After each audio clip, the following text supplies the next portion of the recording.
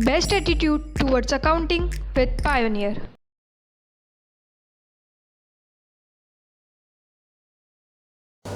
Super 30 में आपका स्वागत है। 30 आवर्स में आपका course complete, no problem, no tension, कोई अदर वर्क करने की जरूरत नहीं है।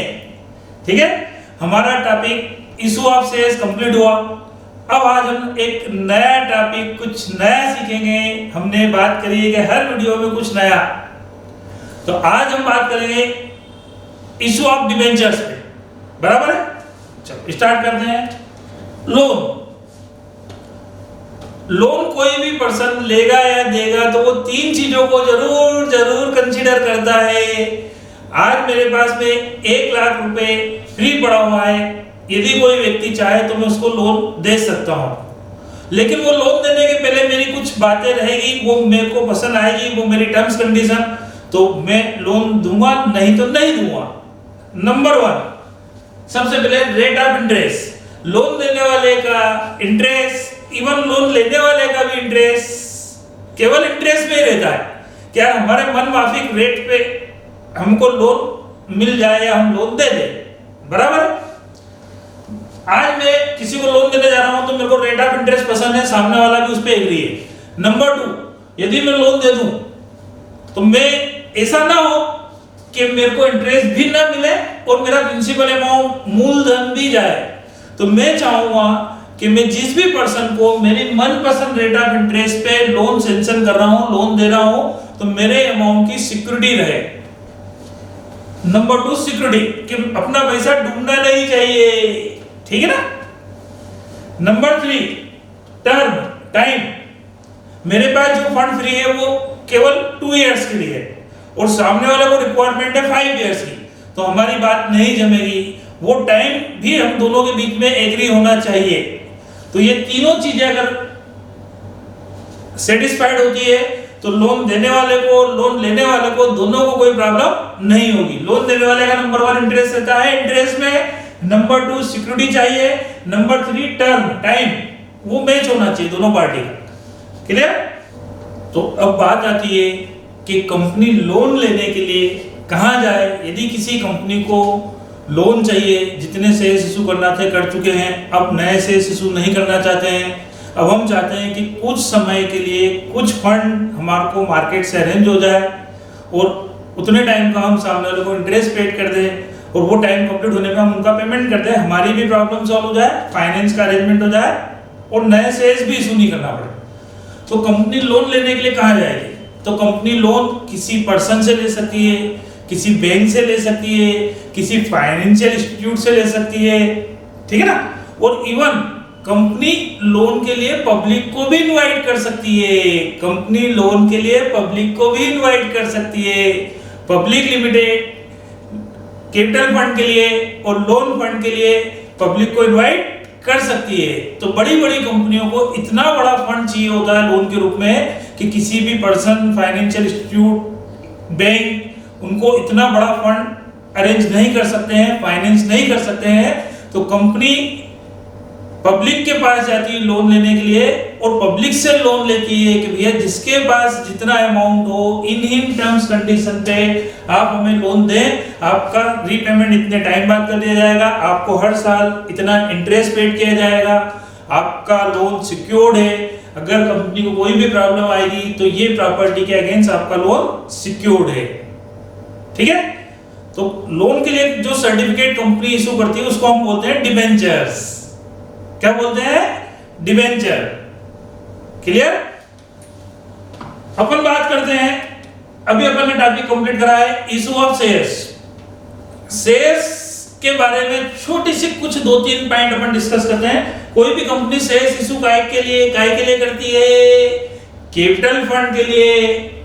कैपिटल फंड रिक्वायर्ड है तो कंपनी शेयर्स इशू करती है। शेयर्स इशू करती है तो वो जो कंपनी के शेयर्स खरीदेंगे वो कंपनी के शेयर होल्डर, बराबर है। और शेयर होल्डर बोले तो कंपनी के ऑनर, और कंपनी के उन शेयर होल्डर्स को, ऑनर्स को कंपनी क्या देगी?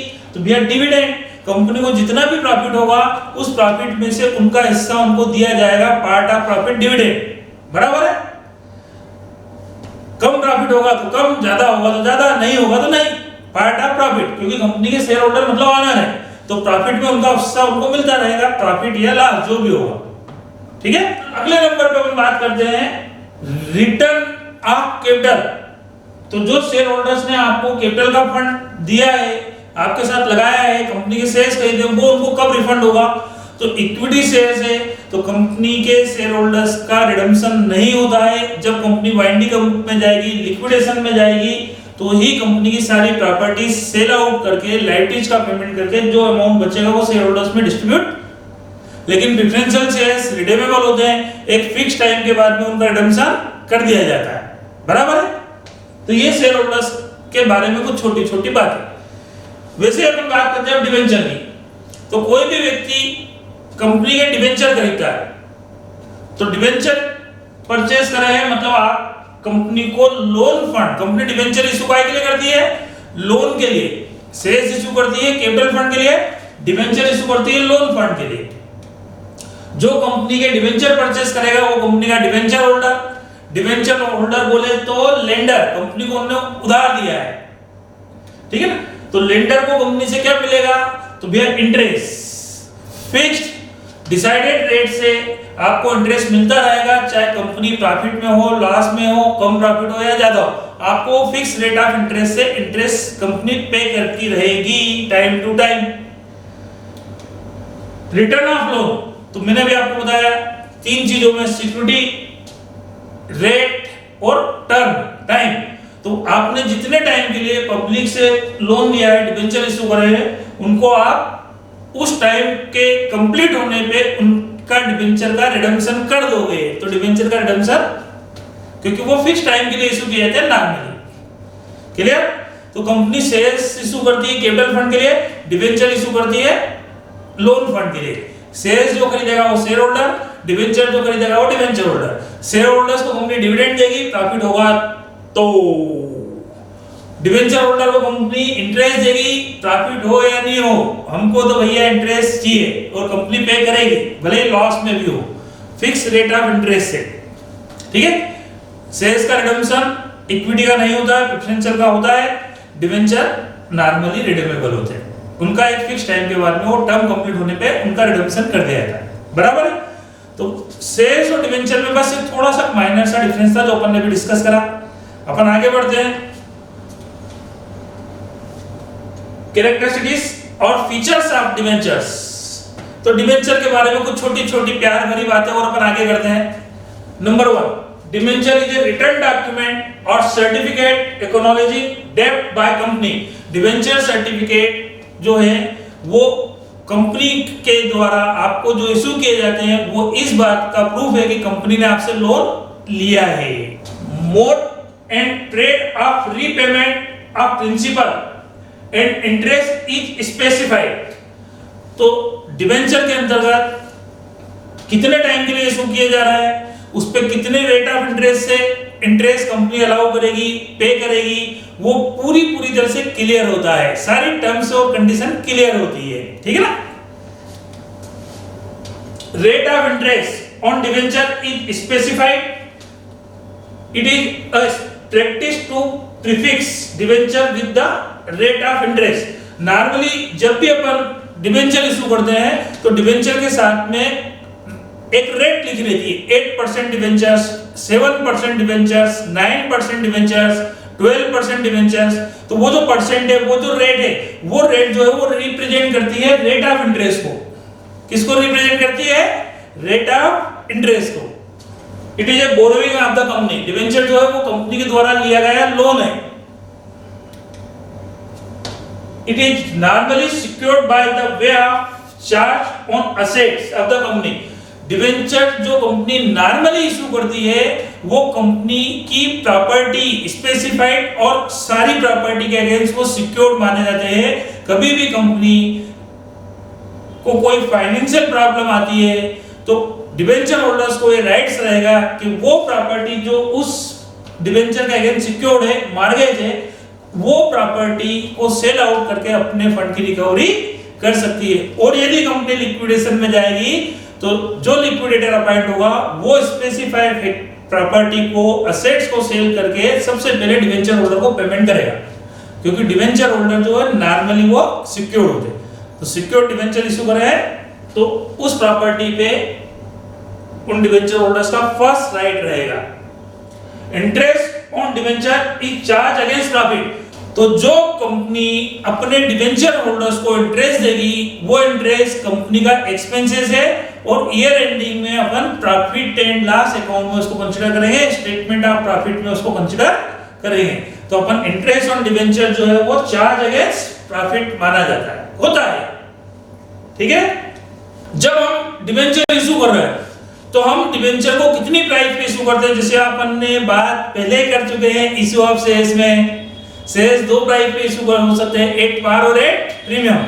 वैसे ही डिवेंचर भी कितनी प्राइस पे इशू हो सकते हैं।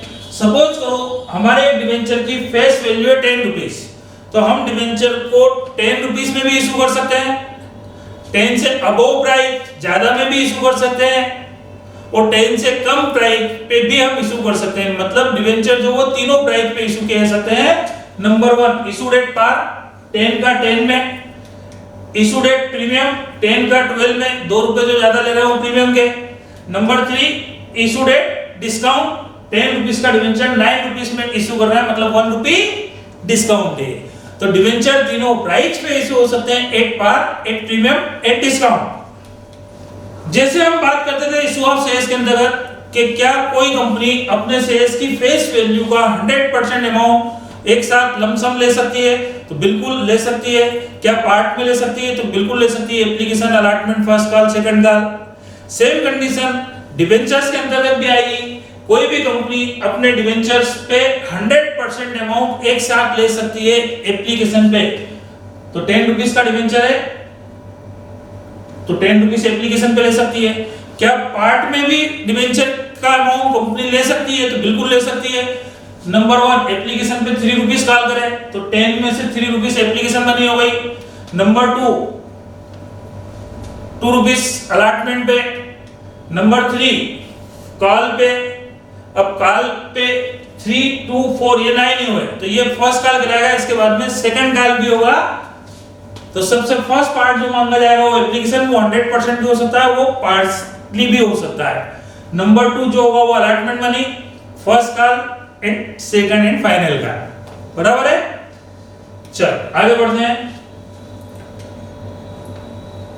तो जैसे हम डिवेंचर इशू करने के लिए पब्लिक को प्रॉस्पेक्टस इशू करेंगे कि हमारी कंपनी इतना लोन लेना चाहती है, आप में से जो जो इंटरेस्टेड है इस रेट ऑफ इंटरेस्ट से इतने टाइम के लिए, और आपका जो लोन रहेगा वो इस प्रॉपर्टी के अगेंस्ट सिक्योर्ड माना जाएगा। तो वो सारी टर्म्स कंडीशन डिसाइड हो गई है।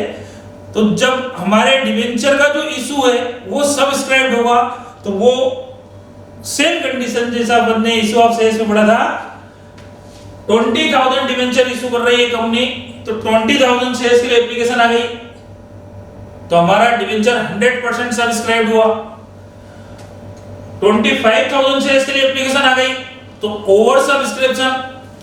और यदि कम के लिए एप्लीकेशन आई है, 20,000 के लिए प्रॉस्पेक्टस इशू करा था, एप्लीकेशन रिसीव हुई है डिवेंचर होल्डर से 19,000 के लिए, तो वो हुआ under subscription.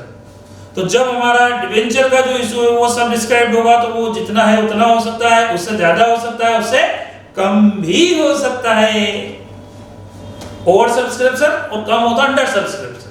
Under subscribe meaning of charge, the term charge means secured of loan by mortgaging specific assets towards the loan। तो जो चार्ज का मतलब होता है कि हमने जो डिवेंचर इशू करे हैं, तो वो डिवेंचर होल्डर्स को हमने उस लोन के अगेंस्ट, उन डिवेंचर्स के अगेंस्ट कोई प्रॉपर्टी मॉर्गेज रखी है, तो इसका मतलब उन डिवेंचर होल्डर्स का उस प्रॉपर्टी पे, उस स्पेसिफाइड एसेट्स पे चार्ज है। कभी भी कोई भी प्रॉब्लम आती है तो सबसे पहले वो प्रॉपर्टी सेल आउट करके डिवेंचर होल्डर्स का पेमेंट किया जाएगा, वो यदि स्पेसिफाइड प्रॉपर्टी है तो। ठीक है, कंपनी लिक्विडेशन में जाती है तो लिक्विडेटर्स भी जो अपॉइंट होगा वो उस प्रॉपर्टी को सेल करके उस फंड में से सबसे प्रायोरिटी से डिवेंचर होल्डर को पेमेंट करेगा। ठीक है ना। तो वो जो चार्ज है वो फिक्स भी हो सकता है और वो चार्ज फ्लोटिंग भी हो सकता है। फिक्स्ड चार्ज मतलब स्पेसिफिक कोई प्रॉपर्टी डिसाइडेड है कि भाई ये बिल्डिंग, ये प्रॉपर्टी इस लोन के अगेंस्ट, डिबेंचर्स के अगेंस्ट सिक्योर्ड है, ठीक है। और कभी कभी हम कुछ प्रॉपर्टी जैसे स्टॉक वगैरह के अगेंस्ट भी डिबेंचर इशू कर सकते हैं, तो इसका मतलब उन डिबेंचर होल्डर्स का उन स्टॉक्स पे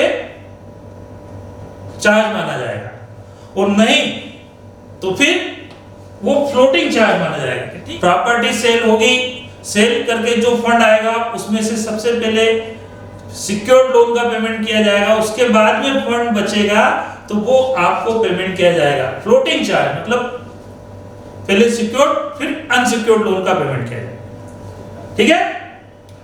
disclose of debenture in balance sheet, तो डिबेंचर इशू करें मतलब कंपनी ने लोन लिया मतलब लायबिलिटी है, तो वो जो डिबेंचर्स की लायबिलिटी है हम बैलेंस शीट में किस साइड कहां पे डिस्क्लोज करेंगे, ठीक है।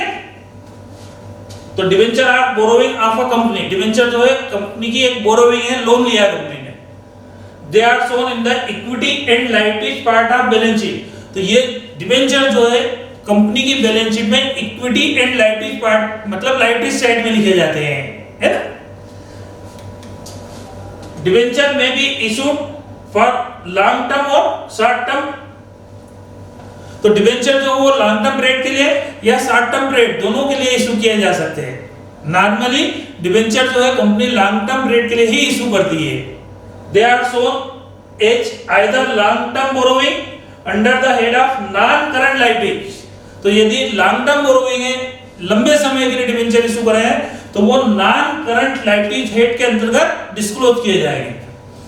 और यदि वो शॉर्ट टर्म बोरोइंग है, एक शॉर्ट टर्म पीरियड के लिए डिबेंचर इशू किए गए, तो वो जो है करंट लायबिलिटी हेड के अंतर्गत डिस्क्लोज किए जाएंगे। तो लॉन्ग टर्म डिबेंचर है तो नॉन करंट लायबिलिटी हेड के अंतर्गत, और शॉर्ट टर्म है तो वो करंट लायबिलिटी हेड में डिस्क्लोज किए जाते हैं, बराबर है। Next point, depends on the tenure of the debenture from the date of issue, तो डिबेंचर का टेन्योर कि वो लॉन्ग टर्म है या शॉर्ट टर्म है ये कैसे डिसाइड किया जाएगा, ठीक है ना। तो वो डिपेंड करेगा इशू की डेट से उनका रिडम्पशन कब होगा, उस बेसिस पे अपन बैलेंस शीट जिस डेट पे बना रहे हैं वो बैलेंस शीट की डेट पे हम डिसाइड करते हैं कि ये लॉन्ग टर्म बोरोइंग है या शॉर्ट टर्म बोरोइंग है। लॉन्ग टर्म बोरोइंग है तो नॉन करंट लायबिलिटीज, और शॉर्ट टर्म बोरोइंग है तो current liabilities. Schedule 3 of the Company Act 2013 prescribed that liabilities are to be shown as non-current liabilities or current liabilities on the basis of its maturity period.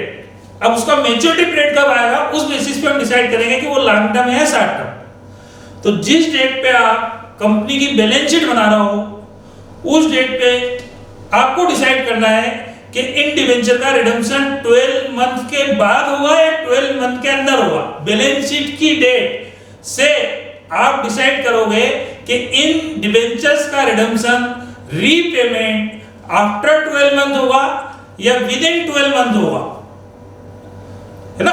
क्योंकि अपन बोलते हैं with in 12 month जिन जिनका payment करना रहता है वो हमारे लिए करंट लायबिलिटी, और आफ्टर 12 मंथ जिनका पेमेंट करना है वो long term liability, non current liability. तो या तो वो 12 मंथ होता है, लेकिन उसको एक ऑपरेटिंग सर्कल भी बोला जाता है। कभी कभी किसी कंपनी का operating circle with in 12 month complete नहीं होता। जैसे मैं कोई गुड्स मैन्युफैक्चरिंग करता हूं और मैं उस गुड्स को रॉ मटेरियल को परचेज करके मैन्युफैक्चरिंग करता हूं, सेल करता हूं, उस फंड की रिकवरी होती है, उसमें 3 मंथ लग सकते हैं, 5 मंथ लग सकते हैं, 12 मंथ लग सकते हैं। नॉर्मली 90% लोगों का वो जो ऑपरेटिंग सर्कल होता है वो 12 मंथ के अंदर ही होता है। लेकिन कभी कभी कोई गुड्स ऐसा भी होता है जिसका ऑपरेटिंग सर्कल जो है वो 12 मंथ से ज्यादा भी हो सकता है कि भाई आप गुड्स प्रोड्यूस करोगे, सेल करोगे, रिकवरी होगी, वो 12 मंथ से भी ज्यादा में होता है टाइम, एक ऑपरेटिंग सर्कल आपका कंप्लीट होता है। तो वो 12 मंथ या operating circle whichever is higher, उस बेसिस पे हम डिसाइड करेंगे कि वो नॉन करंट लायबिलिटी है या करंट लायबिलिटी है। तो विद इन 12 मंथ या ऑपरेटिंग सर्कल के अंतर्गत आपको उस लोन का रीपेमेंट करना है।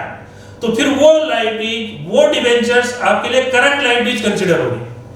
और यदि आफ्टर 12 मंथ या आफ्टर ऑपरेटिंग सर्कल आपको उसका रीपेमेंट करना है, तो फिर वो आपके लिए नॉन करंट लाइबिलिटी हेड के अंतर्गत डिस्क्लोज किए जाएंगे। बराबर है? चलो आगे बढ़ते हैं। Security premium. सिक्योरिटी प्रीमियम अपन ने इशू ऑफ शेयर्स में भी बात कर दी। प्रीमियम पे कोई कंपनी अपने शेयर्स इशू करती है तो वो प्रीमियम कंपनी के लिए कैपिटल इनकम है, इनकम है इसलिए क्रेडिट होगा। कैपिटल इनकम है तो बैलेंस शीट में liability side reserve and surplus head में जाएगा। ठीक है? उसी प्रकार कोई भी कंपनी अपने डिबेंचर्स प्रीमियम पे इशू कर रही है तो वो प्रीमियम कंपनी के लिए इनकम है, कैपिटल नेचर की इनकम है। अकाउंटिंग करते समय, एंट्री करते समय सिक्योरिटी प्रीमियम के नाम से क्रेडिट होगा। सिक्योरिटी प्रीमियम अकाउंट का क्रेडिट बैलेंस निकलेगा तो बैलेंस शीट में liability side shareholders fund के अंतर्गत जाएगा। Shareholders fund sub head reserve and surplus. बराबर है? Premium received being a capital received income is credited to security premium account so in the balance sheet under the main head shareholders fund sub head reserve and surplus, जैसा कि मैंने आपको अभी explain करा as a security premium. अब वो जो security premium हमारे पास में इनकम है, बैलेंस शीट में liability side reserve and surplus head में लिखेंगे तो उस प्रीमियम को हम कहां यूज कर सकते हैं, उसको कहां यूटिलाइज कर सकते हैं। तो जैसे पॉइंट अपन ने इशू ऑफ शेयर्स में पढ़े थे, सेम पॉइंट अपन यहां पे भी पढ़ेंगे। Utilisation of security premium under section 52(2) issuing fully paid up bonus shares to the member. ये जो सिक्योरिटी प्रीमियम का यूज है, हम हमारे मेंबर्स को, शेयर होल्डर्स को बोनस शेयर्स इशू करने के लिए कर सकते हैं। Number 2, writing of preliminary expenses, formation expenses, preliminary expenses या फॉर्मेशन एक्सपेंसेस को राइट ऑफ करने के लिए भी कर सकते हैं। नंबर 3, राइटिंग ऑफ एक्सपेंसेस और कमीशन पेड और discount allowed on issue of securities debentures of the company.